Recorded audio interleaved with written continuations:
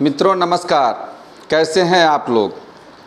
मित्रों, जनता की आवाज़ सुधीर कुमार चैनल में आप लोगों का स्वागत है। एक रिसर्च है, वैज्ञानिकों ने आयु के ऊपर रिसर्च किया हुआ है कि जानवर का जो आयु है कम क्यों होता है, बहुत से जानवर का आयु कम क्यों होता है, इंसानों की आयु जो है बहुत से जानवरों की तुलना में अधिक क्यों होती है, और बहुत ऐसे जानवर होते हैं जिनकी आयु इंसानों से अधिक क्यों होती है। इसके पीछे तर्क दिया गया है कि जेनेटिक म्यूटेशन जो है इसमें लंबी उम्र का राज छिपा हुआ है। मानव में कम म्यूटेशन होता है, इसलिए अन्य प्राणियों से इसकी आयु अधिक होती है।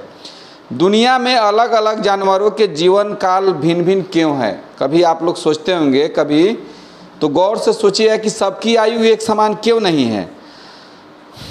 ऐसा क्यों है कि क्या मनुष्य औसत 80 साल तक जीवित रहता है और जिराफ 24 साल की उम्र में ही मर जाता है। इस विषय पर हाल ही में कैम्ब्रिज के वेलकम सेंगर इंस्टीट्यूट की एक नई स्टडी नेचर जर्नल में प्रकाशित हुई है। करीब 16 प्रजातियों के जेनेटिक म्यूटेशन, अनुवांशिक परिवर्तन, जेनेटिक म्यूटेशन का मतलब होता है अनुवांशिक परिवर्तन के अध्ययन में यह सामने आया है कि लंबी या छोटी लाइफ के पीछे अनुवांशिक क्षय और म्यूटेशन दर बड़ा कारण होते हैं। लंबी उम्र जीने वाले जीव म्यूटेशन को धीमा कर देते हैं, जो उनके लंबे जीवन में योगदान देता है। जानवरों में अनुवांशिक परिवर्तनों के एक पैटर्न को एक दूसरे से चूहे और बाघ के रूप में अलग अलग करना आश्चर्यजनक था, लेकिन स्टडी के अनुसार सोमेटिक म्यूटेशन उम्र बढ़ने में भूमिका निभा सकते हैं। इंसान और जानवर के उम्र में फ़र्क को आप ऐसे समझ सकते हैं कि मनुष्यों को एक साल में केवल 37 म्यूटेशन का सामना करना पड़ता है, वहीं चूहे के लाइफ में जो 3.5 साल का लाइफ होता है, 3.7 साल का, वे हर साल 796 म्यूटेशन का भारी संख्या में सामना करते हैं। इंसानों की औसत उम्र 70 से 80 साल होती है।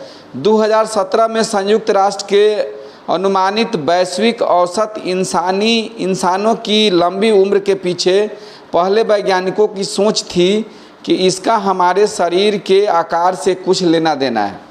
शरीर का छोटा आकार ऊर्जा को जल्दी खत्म कर देता है, जिससे उम्र में तेज़ी से गिरावट आती है। जेनेटिक म्यूटेशन तो कारण ही होता है, साथ में शरीर का जो आकार होता है वह भी हमारे आयु को प्रभावित करता है।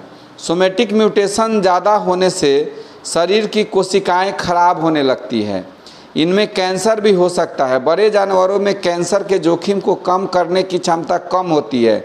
शरीर के आकार के बजाय जीवन काल में अंतर से इसे समझा जा सकता है। बहुत से लोगों ने आयु के ऊपर रिसर्च किया है। जब योगा वाले लोग होते हैं, जब उनसे बात होती है तो वो कहते हैं कि ईश्वर ने सबको बराबर सांस दिया है, लेकिन सांस लेने की जो दर है वह इंसान और अन्य जानवरों की आयु तय करते हैं। जैसे कुत्ता जो है वह 7 से 8 साल जीता है। उसके बारे में कहा जाता है कि कुत्ता जो होता है 1 मिनट में 30 बार सांस लेता, 1 मिनट में जो है वह 30 बार सांस लेता है। घोड़ा जो है वह 20 साल जीता है। घोड़ा के बारे में कहा जाता है कि 1 मिनट में घोड़ा जो होता है वह 20 बार सांस लेता है। इंसान जो होते हैं औसत आयु 60 से 70 साल, 75 साल, 80 साल के बीच होती है। उसके पीछे यह कहा जाता है कि इंसान जो होता है 1 मिनट में 12 बार सांस लेते हैं, औसत सांस। और कछुआ 400 से 500 साल जीता है। उसके बारे में कहा जाता है कि यह जो है 1 मिनट में 4 से 5 बार सांस लेते हैं। सांस लेने छोड़ने की जो प्रक्रिया है इसको आप लंबी आयु से जोड़ सकते हैं। इसको आप प्राकृतिक तरीके से योगा के माध्यम के बात से समझ सकते हैं। और कहा जाता है कि प्राणायाम करके उम्र को बढ़ाया जा सकता है। लेकिन जो रिसर्च, जो वैज्ञानिक रिसर्च होते हैं, उस हिसाब से जो आनुवांशिक परिवर्तन जो हमारे शरीर में होते हैं उसका हमारे आयु पर असर पड़ता है, जिसके बारे में जो ये रिसर्च जो छपा हुआ था पत्रिका में, इस रिसर्च को जो आपको जो मैं ये क्या बोलते हैं, कैम्ब्रिज के बेलकम सेंगर इंस्टीट्यूट द्वारा जो रिसर्च किया गया था और नेचर जर्नल में जो छपा था, उसकी जानकारी मुझे प्राप्त हुई। तो सोचा मैंने सोचा कि यह जानकारी आपको दे दी जाए। प्राणायाम करके अपने आयु को बढ़ा सकते हैं। सांस पर धीरे धीरे नियंत्रण करके आप अपने आयु को, प्राणायाम जब करना शुरू करेंगे तो उससे ऑटोमेटिक सांस पर नियंत्रण होना शुरू हो जाएगा। ये योगा के हिसाब से बात होती है, प्राणायाम के हिसाब से बात होती है। और जेनेटिक म्यूटेशन की बात जो है वह वैज्ञानिक रिसर्च के आधार पर बात की जाती है। इस रिसर्च में एक और चीज़ बताया गया है, संयुक्त राष्ट्र संघ का जो रिसर्च है उसके हिसाब से बताया गया है कि शरीर के आकार का भी जो है वो असर, शरीर के जो आकार का जो होता है वह असर भी आयु पर पड़ता है। इस रिसर्च को सोचे कि आप जानिए इसको। और मैं अभी भी कहूँगा कि हमारा जो पुरातन साइंस जो है, प्राचीन साइंस है, बहुत डेवलप साइंस है, आप अगर अनुलोम विलोम कंटिन्यू करते हैं तो धीरे धीरे आपके सांस पर नियंत्रण होना शुरू हो जाएगा। आपके भी सांस लेने की गति जो है वह 1 मिनट में 12 से जो 15 बार होता है वह घट के 7 से 8 बार हो सकता है। अनुलोम विलोम में कुछ नहीं होता है, बाएं नाक से सांस लेना है,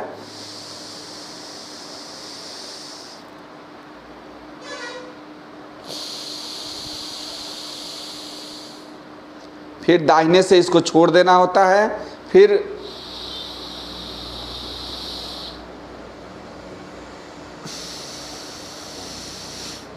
दाहिने से सांस लेना है, बाएं से छोड़ देना है। यह अभ्यास अब अगर आप निरंतर करते हैं तो इससे भी क्या होगा कि आपके सांस गति पर नियंत्रण होनी शुरू हो जाएगी और यह भी आपकी आयु को प्रभावित करेगा और आपकी आयु की क्षमता को बढ़ाएगा। रिसर्च, वैज्ञानिक रिसर्च को भी हमें ध्यान में रख के चलना है। और ये हमारे जो पुरातन आध्यात्मिक बातें हैं या जो योगा प्राणायाम से जो आयुर्वेदा की बातें हैं उसको भी लेके चलना है। और आनुवांशिक परिवर्तन जो है, अगर आप योगा प्राणायाम अच्छे ढंग से करते हैं तो आपका सेल जब जनरेट होना शुरू हो जाएगा, जब कोशिकाओं को अधिक ऑक्सीजन मिलेगा तो वो अधिक दिन तक जीवित रहेंगी। और अच्छा कोशिका जो होता है आपके अच्छे टिश्यू का निर्माण करेगा।